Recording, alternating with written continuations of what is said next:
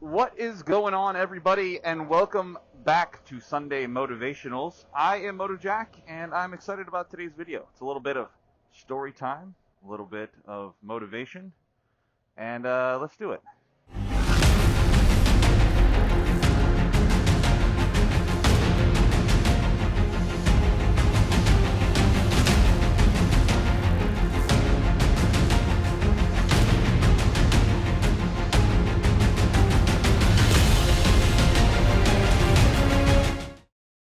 So today's video, I wanted to talk about a quick story and something that I ran into last week or the week before that really it boggled my mind, and something that I hadn't really run into before.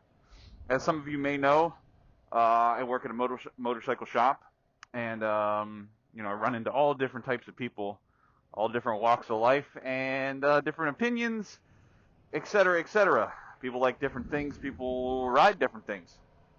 But I had never talked personally to this kind of person before. It kind of shocked me. But I thought it was appropriate to do this story and this topic today because I am on my new 23 Yamaha R7, which is obviously a sport bike. Comes as a little bit of a different view from what I have been posting before. Still have my 23 Bobber, and I like that bike very much. I just missed having my sport bike. I had my Ninja, traded it for this, and I'm very happy. So this topic is relevant because I switched bikes from a cruiser style Bobber to riding the sport bike. Anyways, you'll see why it's relevant here in a second. So again, I work at a motorcycle shop, and of course we buy and sell as well as work on bikes and ATVs, dirt bikes, etc. Whenever we're dealing with the trade, as some of you may know or may not know if you've ever dealt with a dealership before, you have to do a trade-in appraisal most of the time, which is done in person. You bring the bike or a car, whatever you're getting appraised, to the dealership. They look at it, they give you an offer, whether it's just to purchase or to trade. Now, I had a call from a guy who lived about 4 hours away, and again, typically I would want to see the bike in person before I, put any kind of numbers on it, etc., because it makes it a little hard to truly appraise something whenever you can't see it, right? That makes sense. But anyways, he was far enough away where I knew over the phone I was going to have to give him a rough estimate, just to see if we were close to what he wanted for his bike. Now, immediately, he kind of came off as an older fellow, kind of, a little bit grumpy, it seemed, on the phone. Maybe he'd already talked to a bunch of different dealers. Maybe he had already had a bad experience with somebody previous, whatever it might be. But anyways, he wasn't the most pleasant person to talk to. And he was explaining to me that his 2011 Harley Davidson was one of 150, 200 made or something like that. Anyway, some special edition. And he wanted to just make sure that I knew all about it and how special it was and what it was worth, etc., etc. Now, the further I got into the conversation, the more I realized that I was going to be nowhere near what he was going to want for this bike. I'm looking at the values online, and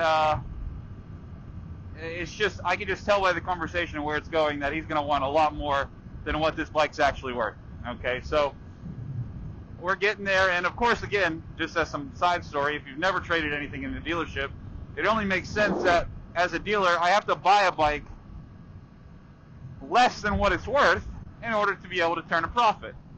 Now, the margins are very slim when it comes to motorcycles. It's nothing like the car business. It's nothing like cars and how much markup there is in cars.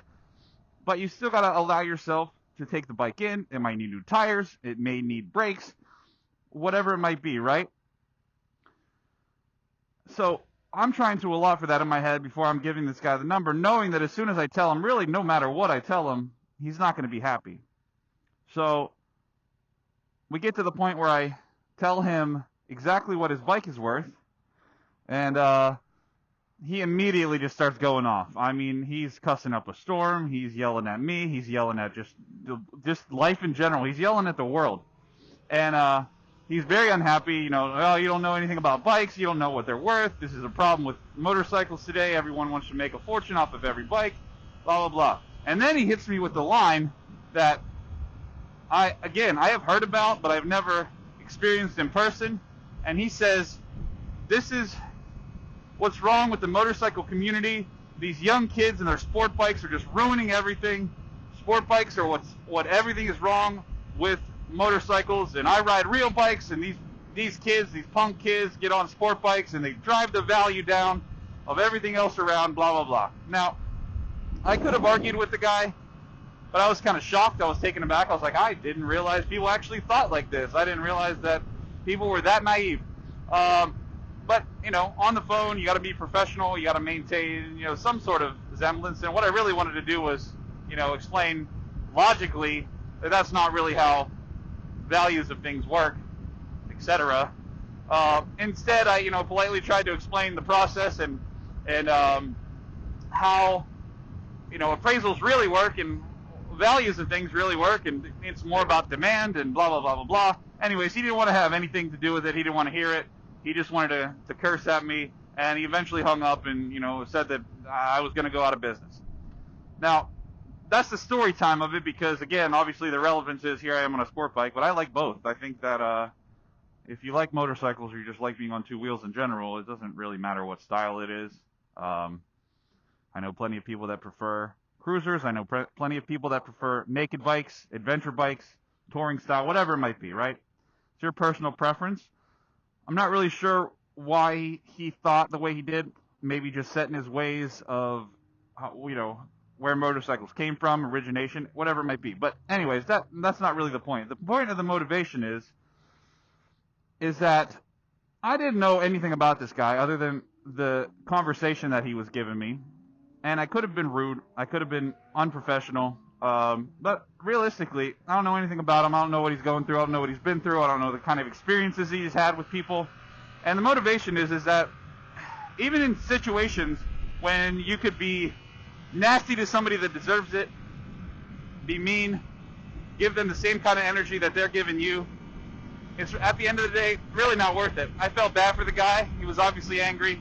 And it said, before he hung up, I apologized and I said I hope he had a good day. To which he didn't want to. Of course, he didn't want to have a good day. He had other plans. But that's fine. The MOTOvation is just be a human being to people. Doesn't matter if you disagree with them. Doesn't matter if they have a different opinion than you. It doesn't do you any good to give them the same kind of treatment that they give you. And that's really it.